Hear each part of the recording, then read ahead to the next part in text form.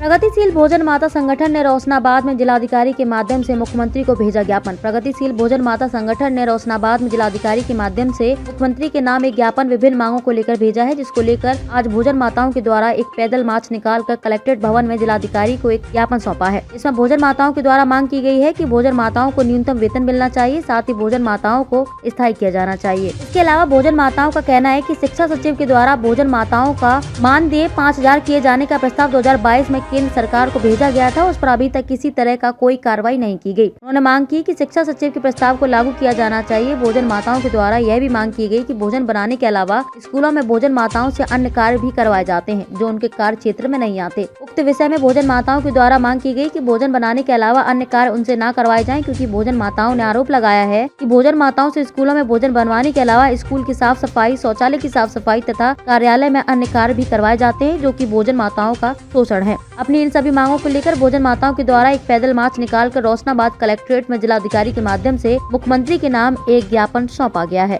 Sir, हम लोग यहाँ पे जो है आज भोजन माताओं का प्रदर्शन करने आए हैं डीएम कार्यालय पे और एक ज्ञापन लेकर के आए हैं, जिसमें हमारी मुख्य मांगे हैं कि भोजन माताओं से जो बेगारी कराई जा रही है, यानी कि 3,000 रुपये मानदेय पे जो काम कराया जा रहा है उसको बंद कराया जाना चाहिए और भोजन माताओं को न्यूनतम वेतन मिलना चाहिए।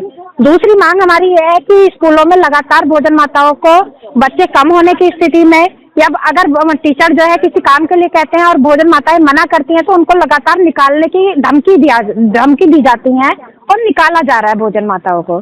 तो हमारी दूसरी मांग ये है कि भाई भोजन माताओं को जो 20-21 सालों से भोजन माताएं स्कूलों में काम कर रही है, उन्होंने अपनी पूरी जिंदगी वहाँ पे लगा दी है, तो ऐसी भोजन माताओं को जो है परमानेंट किया जाना चाहिए, क्योंकि विद्यालयों में जो भोजन बनाने का काम है वो परमानेंट उसका है, स्थिति का है, तो उनको भोजन माताओं को भी परमानेंट किया जाना चाहिए, स्थायी किया जाना चाहिए। तीसरी मांग हमारी ये है कि शिक्षा सचिव ने 5,000 रुपये मानदेय करने का भोजन माताओं का प्रस्ताव जो है केंद्र सरकार को भेजा था पिछले साल 2022 में, लेकिन उस प्रस्ताव पे अभी तक ये नहीं हुआ है कि उस प्रस्ताव का क्या हुआ, उस पर क्या कार्यवाही आगे बढ़ी, अभी तक कोई सूचना नहीं है। तो हमारी तीसरी मांग ये है कि न्यूनतम वेतन तो लागू करना ही है, लेकिन अभी तत्काल वो 5,000 रुपये जो शिक्षा सचिव ने प्रस्ताव भेजा है उसको तत्काल लागू किया जाए अभी।